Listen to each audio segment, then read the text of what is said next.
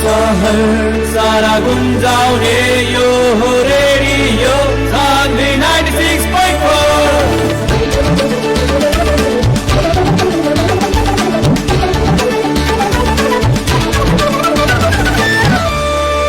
Radio Saanvi 96.4।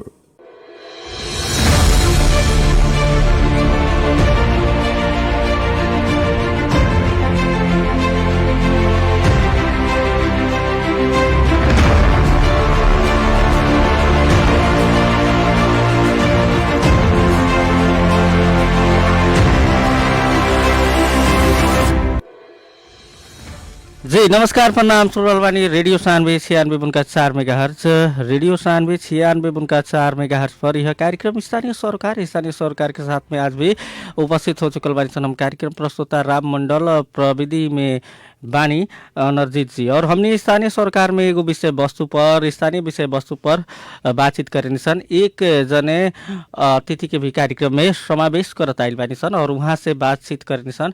आज भी एक जने अतिथि के साथ में उपस्थित बानी सन और आज के अतिथि रहल बानी 12 के 12 गढ़ी गाँव पालिका वार्ड नंबर 1 के बड़ा अध्यक्ष सुरेश प्रसाद चौधरी। वहाँ से बातचीत करब सन। खास करके वहाँ हो रहल विगत एक हफ्ता से आंदोलन चल रहा बा गाउँपालिका के स्थानीय वासी लोग आंदोलित बा।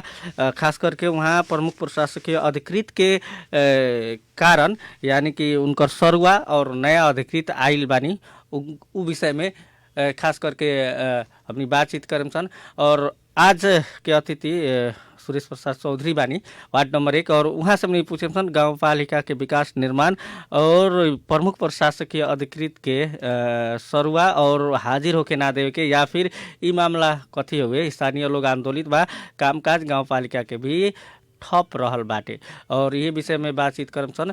हमने रेडियो सान्वी के फेसबुक पेज से भी अपने कार्यक्रम के सुन सकता नहीं और www.radiosanvinews.com से भी अपने सुन सकता नहीं। कार्यक्रम स्थानीय सरकार हमने हर एक दिन सदिया 5:30 से 6 बजे तक शनिचर बाहेक आवे निसन लेके आज भी एक जने अतिथि के ले आइल बानी सन। खास करके 12 के 12 गढ़ी गाँव पालिका वार्ड नंबर 1 के वडा अध्यक्ष के हमने आज कार्यक्रम में बोलैले बानी सन। अतिथि के रूप में वहाँ से बातचीत करम सन। विगत एक हफ्ता से बेसी हो चुकल बा वहाँ के कामकाज गाउँपालिका के ठप रहल अवस्था बाटे। स्थानीय वासी लोग आंदोलन में उतरल बा और उ लोग के कह नाम बा वहाँ के गाउँपालिका अध्यक्ष जीवानी देवदत्त बछार वहाँ अपन आदमी के प्रमुख प्रशासकीय अधिकृत के रूप में राखे चाहते हैं जे कि पहले रहनी अमोद चौधरी और नया जे आइल बानी उनकरा के हाजिर होके नहीं देत उकरे विषय में बातचीत करम और उहे बात के लेके गाउँपालिका के स्थानीय वासी लोग आंदोलित होखत आइल बाटे। और ई विषय में बातचीत करे के खातिर हमनी के आज के अतिथि वार्ड नंबर 1 के वडा अध्यक्ष जे बानी वहाँ से बातचीत करम सन सुरेश प्रसाद चौधरी। वहाँ समय भी दिले रहनी है और 5:30 के समय रहा वहाँ से किससे संपर्क करके हमके कोशिश हो रहा बाटे। जहाँ तकले वहाँ से संपर्क हुई हमने जरूर संपर्क में लिया के वहाँ से बातचीत करम सन। रेडियो 96.4 मेगाहर्ट्ज के कार्यक्रम स्थानीय सरकार में सुरेश प्रसाद चौधरी वार्ड नंबर 1 12 गढ़ी गाउँपालिका के वडा अध्यक्ष हमने के संपर्क में आज कल बानी वहाँ से बातचीत कर जाऊँ। सुरेश सर कार्यक्रम में स्वागत बा अपने के। जी ल धन्यवाद हजुर। जी एक हफ्ता हो गई लगभग गाउँपालिका में आंदोलन ही चलत आ रहल बा। स्थानीय वासी लोग अपने भी आंदोलन में सहभागी भइल सुने में आ रहल बाटे। खास समस्या का बा? एकदम क्लियर बात बा। एक हफ्ता से ना लगभग ये बुझो जो अपने के 15 दिन लगभग हो गल 2 हफ्ता। ये खास समस्या होके कारण कथी बा जी हमने के इन कानून के संविधान के न बुझला के कारण जी अपन मोनोपोली चलने के कारण गोपाल का अध्यक्ष जी बारन हमने के देवदत्त बछार जी उनकर लापरवाही उनकर रिलेशन उनकर आफंत रामरो चाहिए ना हमरो चाहिए उनकर सोचाई बा। अभी में संघीय सरकार के भी बहुत बड़का त्रुटि बा। कथी बा जे कोनो भी अधिकारी सरह कर्मचारी के कोनो ठाम में 2 साल से ज्यादा रहे देवे के ना मिलले लेकिन इस जगह में 3 से लेके 3.5 साल तक ले अपने के एक गो प्रोसेस किए प्रमुख अधिकृत हमी के आमोद चौधरी जी बैठ गेलन। इससे पहले भी 2 बार 3 बार 1 साल पहले सरुआ भी हो रहलन तो थमौती कलन। थमौती करना के नतीजा इतना विवाद के जड़, इतना समस्या के उत्पन्न करे वाला, जनता के दुख में मतलब कि बाटो एगो बना दे वाला ये हमनी के लगभग बुझो जे प्रशासन समन्वय प्रशासन मंत्रालय की भी इमे कुछ हाथ पांथ बा, रहस्य भी बा।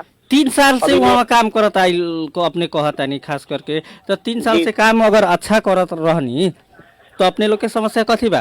कोनो कर्मचारी ठीके बा, नियम से नहीं खे, लेकिन अच्छा काम अगर करत हुई तो वो तो बढ़िया बात बा। अच्छा काम तो सब करेला। नेपाल सरकार के कर्मचारी तो कोनो अच्छा न करे तो चोर हुई तो भीतर हुई। जी जी। बाकी जो अच्छा बताओ बाहर बा, जेकर सरुआ बरुआ इधर उधर काम काज कर रहल बा, कार्यरत बा, जो अच्छा न हुई, जो खराब हुई, वो तो अपने के हथियार दुरुपयोग से भ्रष्टाचारी से भीतर हुई, हम तो वो तो चोर ना बानू। कोनो भी के केकरो प्राथमिकता देवल जाई, काम काज बुझल जाई, तब नो रहस्य सत्य तथ्य थाला जी लायक बाकी न कर सकेता कि न सक्षम बाकी न बा। जी जी। अब एक वो कर्मचारी अच्छे अगर करत है तो घर पाटो बना देला से ही 12 गरी गौपालिका न रखला के ही ओकरा बाद में घर गौपालिका रख देला से ही नाम बहुत अच्छा रही हमरा देखे से।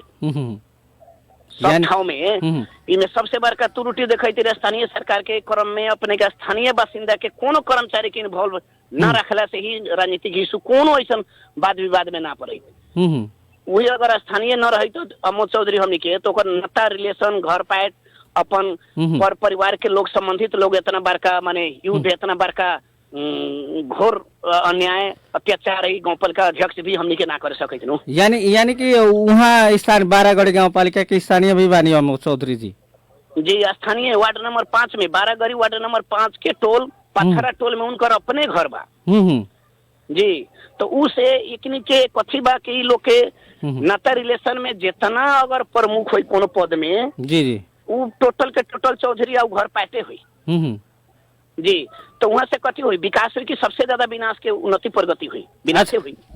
विकास निर्माण के अपने कहनी भ्रष्टाचार भइल बाटे। रौरा तो 4-5 वर्ष से बानी वडा अध्यक्ष लगभग वहाँ के काम कर। जी ना सर, हमार 2 साल होल वडा अध्यक्ष में, हम उप निर्वाचन में निर्वाचित होल बानी सर। एहे, चलिए 2 साल के अंदर में अपने का देखनी? अब लगभग तो हमनी के तो देखेला करेला किछो न मिलल है। सीधे जितना अधिकार बा उतने अधिकार के कलम अधिकार चलाइले, वार्ड के सेवा कराही, लोग के सेवा दिले, उससे ज्यादा हमनी के कोनो अधिकार नहीं के।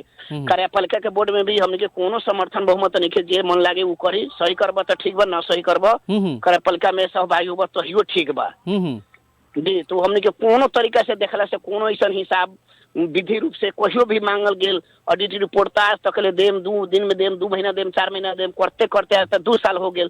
कितना विरोध कैली लेकिन कोनो सुनवाई, कोनो महसूस कोनो फर्क पड़े दायित्व नहीं के। के माले नेपाली कांग्रेस के सरकार बा, वहाँ गठबंधन के सरकार बा, 2/3 के बहुमत बा, बोर्ड में बैठम सही करम तहियो ठीक बा, न करम तहियो ठीक बा। यानी कि वो लोग बहुमत से पेल के जाला लोग, अपने लोग के बात ना माने लोग। जी एकदम। जैसे कि अभी नया अधिकारी साहब आइल बड़न, तो नया अधिकारी साहब के काहे नहीं के वहाँ काम करता नहीं कि नहीं काम करता? अभी ओकरा कुछो अभी काम काज करे से सब अवरोध कर दिल बा हमने के गपा अध्यक्ष जी। कर्मचारी भी छीनबीन बा, कोनो कर्मचारी भी नहीं खे जाइत, कोनो विभाग से भी कोनो प्रशासनीय काम चाहिए, आर्थिक कारोबार कोर्स टोटल बंद बा। पूरा सेवा कराही लोग 15 दिन से छटपटा रहल बा। ये पीर मार्का बुझे वाला ही हमने के स्थानीय सरकार से लेके केंद्र तक ले कोई सुनवाई मने मतलब नहीं के। मान ली कि ओकरा सरुआ अगर हो गेल, ओकरा आ गेल तो 2 दिन 4 दिन के तो हमने के तो मेहमान बनी नु, ज्यादा दिन के तो रहे वाला नहीं के। फिर चुनाव आई, हमने के समय पद निलंबित हुई, उन्होंने कोनो कर्मचारी तो रहबे करी। फलना में रही कह के कीटान कहे के रखे के मिली, केकरो अधिकार के चीज बा? कौन संविधान में, कौन एन कानून में लिखल बा वो चीज? वहाँ हाजिरी होके के नहीं खे देत? हाजिरी न होके दिल अपने के अध्यक्ष जी, गपा अध्यक्ष जी। वहाँ का कहनी रौरा लोग गुना से कहले का कहनी? हाजिर होइला तो अपन सरुआ के चिट्ठी लेके अलन, अध्यक्ष जी लंग प्रस्ताव रखलन। तो अध्यक्ष जी कहलन ठीक बा, बिहान आई, हम अपने के बिहान एक बार बुझम। फिर बिहान पाल सर अलन, बिहान बेला कह दिल जे न जाऊ, अपने हम थमौती करा देमी हुए, अपने जहाँ से आयल बारी तहाँ चल जाऊ। तो ई कहल पाल सर जे ठीक बा, हम जहाँ से आयल बारी तहाँ चल जाम, तो हमरा एगो चिट्ठी में अपने रवाना लिख के देना दी तो हम चल जाई। हाजिर करा लिया, रवाना लिख दी, हम चल जाता नहीं। तो न हम न हाजिर कराम, हमरा लिखे के न मिली, हम ना लिखम कह के। तब जाके गुनासो करते करते तब लास्ट में आके उपाध्यक्ष जी अपन अध्यक्षता में रह के उनकरा हाजिर करायलक। हाजिर करेलक तो ओकरा बाद में कार्यपालिका अपने के छुट्टी आ पूरा अवरोध करा दिल हमके गपा देती। अब उससे आंदोलन हो के कारण मूल धार हुए है नता आज तक कोनो किस्म के आंदोलन फांदोलन टीका टिप्पणी 12 गरी गाँव पालिका में कुछ ना रहे। यानी कि गांव पालिका अध्यक्ष जी वहाँ के काहे नहीं कि नया अधिकृत के हाजिर होके देत का बा मकसद उनकर एकरा पीछे? मकसद तो उहे बाने हमर नाता रिलेशन के लोग बा मोच चौधरी हमर सेटिंग बा हम जे लखा कहम तो ऊ जे लखा कही से हम कहीं तालमेल न मिलिन करा से कि कुछ कारोबार में कहीं आर्थिक कारोबार में उ भी तो नजरअंदाज तो उहे कल जा सकैता। कर्मचारी बा नेपाल सरकार के कर्मचारी बा ताजू यहाँ रही वहाँ बिहान केहू रही केहू न केहू आते देते हेर फेर होइत रही। इस सेटिंग के नतीजा है कारण है कुछ न कुछ में आंतरिक रहस्य हुई जे कोनो काल में हाजिर न हुए देम कह के वरान बा अध्यक्ष जी के ये तो सरकार के भी हमरा देखे से बहुत बड़का त्रुटि है कमी कमजोरी है। यानी कि अपने लोग आंदोलन करत आइन लगन लेकिन उ मानत नहीं कि अध्यक्ष जी गाँव पालिका चलता कि बंद बा? जी गाँव पालिका तो खाली ताला खुला रहता लेकिन उनमें कोनो कर्मचारी नहीं है कर्मचारी बा तो कोनो ऐसा कारोबार नहीं है। यानी कि काम उम सब ठप बा? सब ठप बा पूरा। ई 3 साल अभी तक लेकिन सासू भाता जो 3 महीना में बांट चुकल बा चौमासिक बा जब नेपाल सरकार नियम में लगले बा 4 महीना और सासू भाता के बांटला आज 6-7 महीना हो गेल उ तकले नहीं खे मिलल। बताओ जो लोग कितना परेशानी में बा। यानी ये योजना के काम लास्ट चले वाला बा ओकर भुगतानी नहीं खे होई कि योजना के काम रुकल बा ओकरा कितना समस्या बा।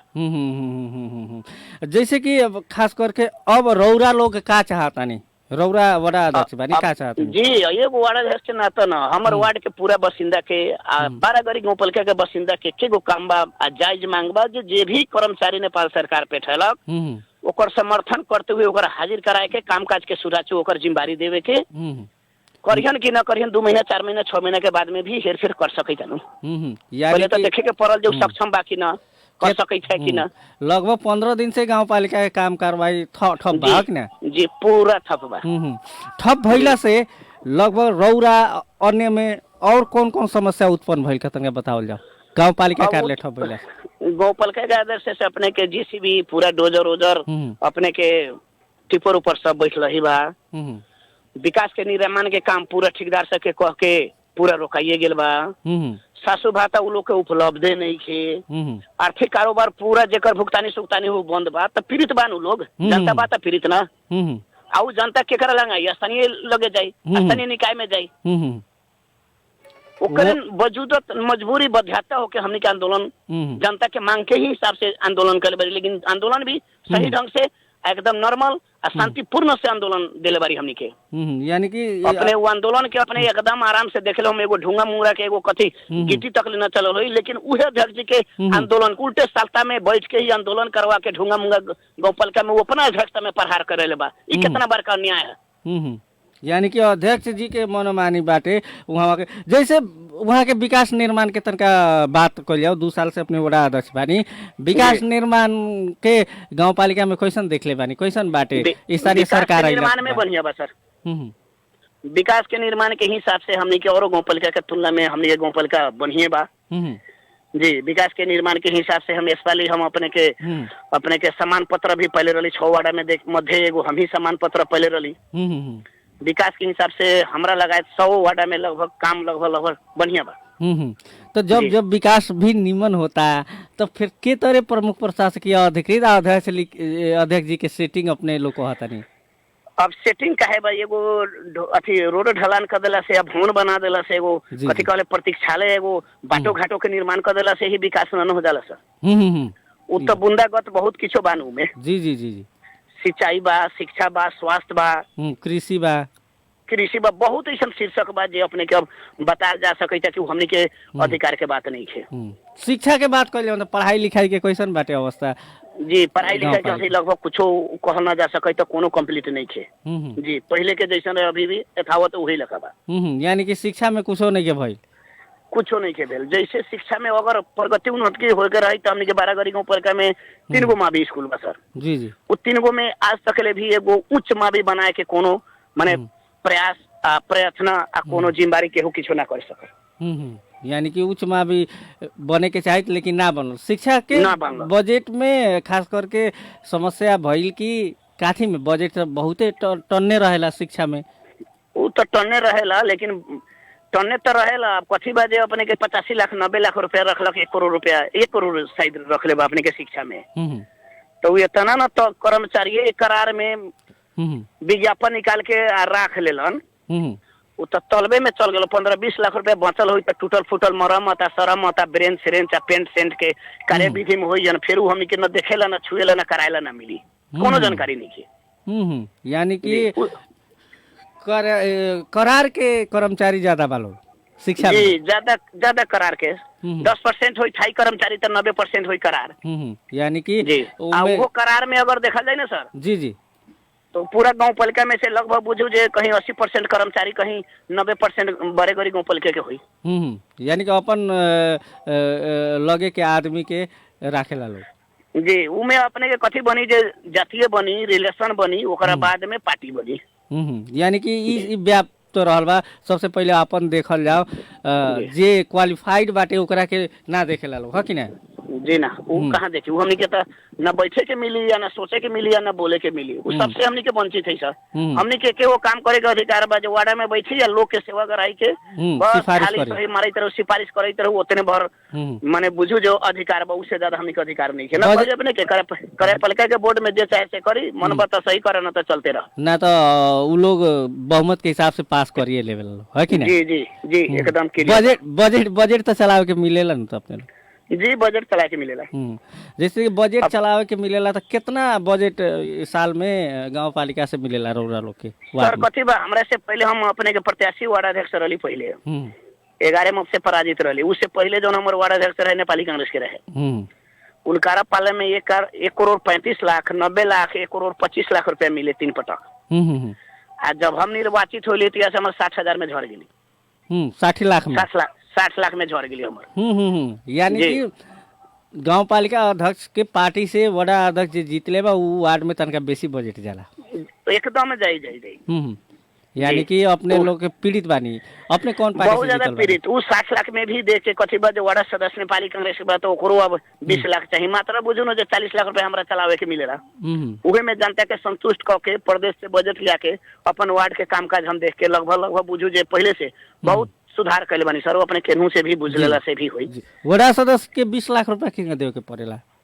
अब वो अपने के वार्ड कमेटी के निर्णय में योजना तर्जुमा के सही न करी, उलंग रोकवा दी, न देम 20 लाख रुपया वार्ड सदस्य के, तो वो लगे रोकवा दी, गाँव पालिका में रोक दी। यानी करम अपने 20 लाख के बजट वार्ड सदस्य लोग के देवे के पड़ेला। जी जी, यानी कि योजना जौन बा वो लोग अपना हिसाब से चलावेला, अपना हिसाब से चलाई। कमीशन भी तो लेत हुई लोग तो अब वो तो हम ना बता सकम। कमीशन जब अपने से 20 लाख रुपया मांगता लोग कि ना बड़ा सदस्य के देवे के पड़ी, ना तो हम ना बोर्ड से पास होके दे सहमति में ना आए, तो जरूर होई। खास करके ई सब रोकेला है, का करे के पड़ी गांव पालिका में? अब सबके रोकेला सर, हमरा देखे से कथी बा जे अब एके जगह में एके वो कर्मचारी के रख देम त कहीं भी तेका मतलब कि अन्यथा होइए जाई, न होए के सवाले नहीं के। एकदम विधि के विधान बा, इतिहास गवाह बा जे एक जगह अगर कोनो अगर मान लीजिए कोनो कर्मचारी 5 साल रह जाए तो भ्रष्टाचारी अपन ढंग से अपन शासन के हिसाब से पहुंच बना लेला के हिसाब से अपन ढंग से चलेबे करी नु, चलाई वहाँ तो समस्या हो जाए वहाँ के जनता के। जैसे कि रौरा कौन पार्टी से जीतल बानी? जी हम तो जसपा से जीतल बानी। जसपा से जीतल बानी, उपाध्यक्ष भी जसपा के जीतल बानी? जी, हमने के 3 गो वार्ड जसपा के, उपाध्यक्ष जसपा के। जी हाँ, यहाँ बात का आई कि रौरा लोग के जसपा के मंत्री जी भइला के बाद रौरा लोग के कहला पर कही ना कि प्रमुख प्रशासकीय अधिकृत आइल बानी नया सरुआ होके, सही बात है सर? वो बड़ा बढ़िया बात कहलन, जे भी जानकारी मिलल हुई बढ़िया बात बा। इससे पहले साल भर पहले, ठीक 1 साल पहले माघ मासांत में, ठीक 1 साल पहले अपने के अमोसर के 3 चोटी सरुआ हो रहे। उस समय में तो जसपा के मंत्री ना रहे, हमारे जसपा के सरकार तो ना रहे, तो सरुआ क्या हो रहे मंत्रालय से? तो ये कोनो जरूरी बात है जो पार्टी के मंत्री बैठी ओकरे सरुआ होई, बाकी अधिकृत के अन्य ठाव में ना होई, बाकी दोसर को रहे काम नहीं मंत्रालय से। मंत्रालय कोनो पार्टी के हो गए, यानी कि वार्ड निर्वाचित कोनो व्यक्ति कोनो पार्टी से, तो ठीक है पार्टी से जीतल है, लेकिन जगह में बैठल है तो खाली पार्टी के देखला से काम ओकर होता है, करे के तो ना मिलते सर।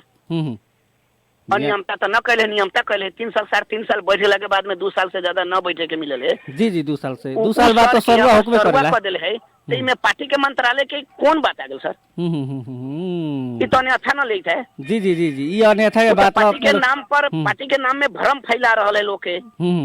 यानी कि वो लोग हमनी के आंदोलन से कोनो आवश्यकता न रहे, लेकिन वो लोग खुद अपन पावर में पोजीशन में रह पे अपन अधिकार रह के अपन पूरा विधि लगा के उल्टे आंदोलन क के जनता के दिखा दिल जे फलना ठीक बा। तो ई जोन सर पे छलबा नेपाल सरकार का छोड़ा उनकरा तो हाजिर होके देवे चाहिए, धरे ऊपर जेल में।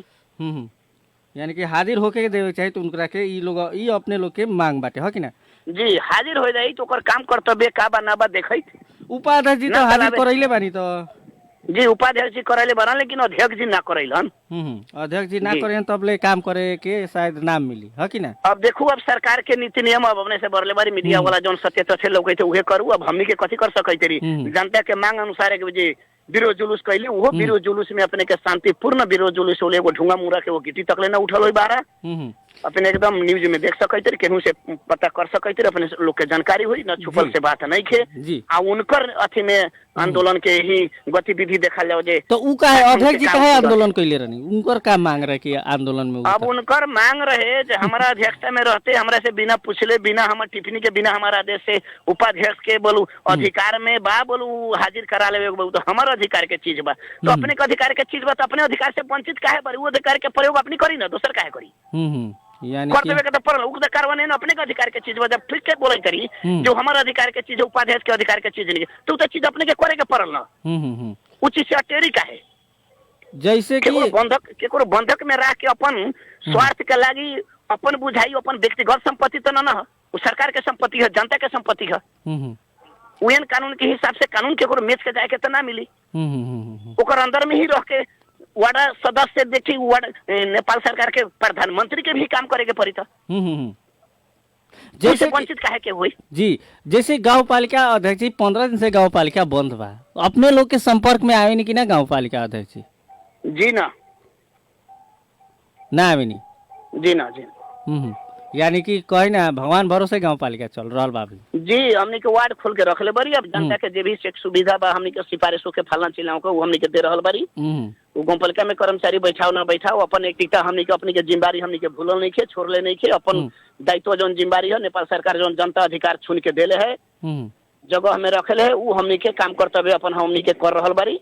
अब रह गेल गांव पालिका के समस्या, देखे अनदेखे ना देखे वो अब सरकार के हाथ के बात है। कितना दिन से गांव पालिका बंद बा? लगभग एग्जैक्ट बताओ ले हमरा के। लगभग 15 दिन से। 15 दिन से गांव पालिका अध्यक्ष गांव पालिका में ना आवे नहीं? जी ना। नया अधिकृत गांव पालिका में बैठे नहीं कि ना? जी वो जावल हम, लेकिन खाली बैठ के जाई है ना, कोनो कर्मचारी जाई ना, कोनो काम है ना काज के अपन ड्यूटी करके फिर मोटरसाइकिल उठा के चले। सेवा सुविधा गाड़ी उड़ी सब उनकरा से ले बरन ले जाके गांव पालिका में रखा देले बरते। तो केकरो अधिकार के वंचित करके केकरो बंधक में रख के इतना बड़का घोर अपराध ना करे के मिली।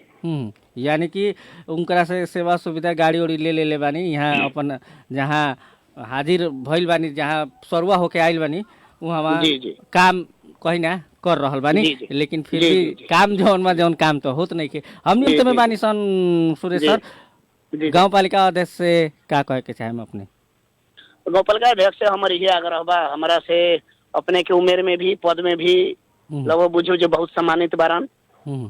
वो कांग्रेस के होखन चाहे जे भी कुछ होयन, ई आंदोलन के मुख्य कारण गांव पालिका अध्यक्ष जी बारन।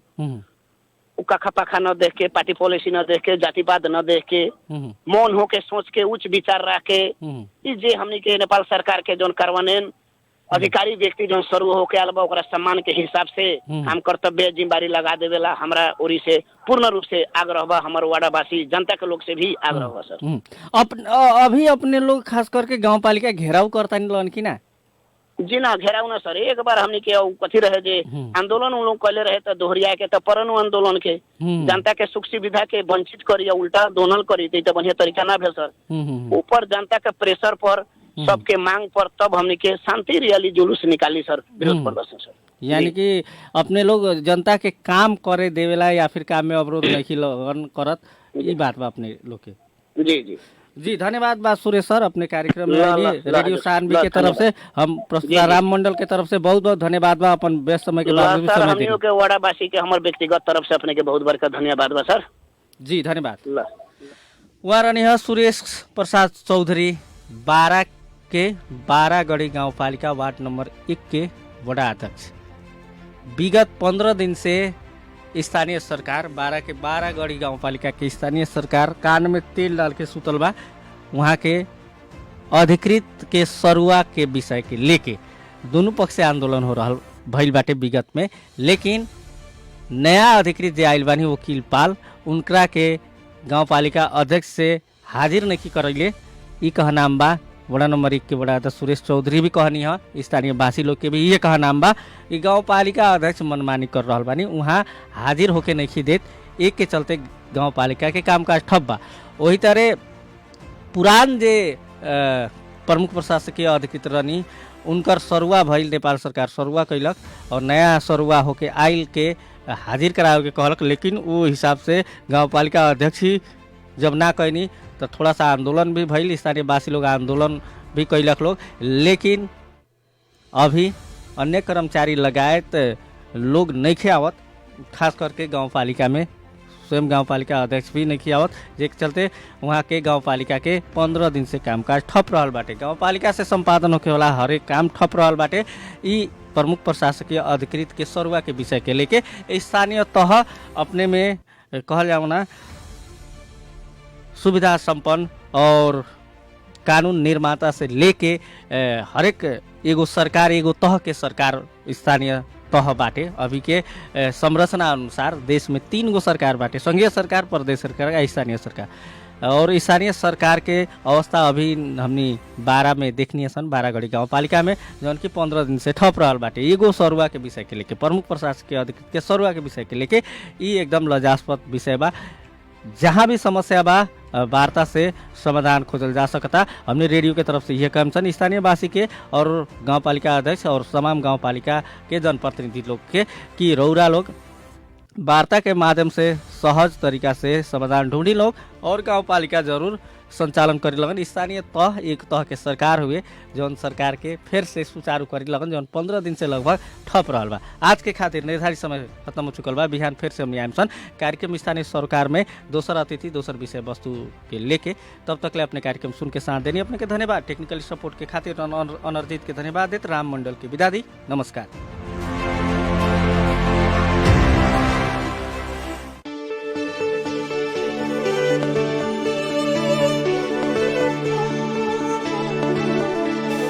गाउँ सहर सारा गुन्जाउने यो हो रेडियो।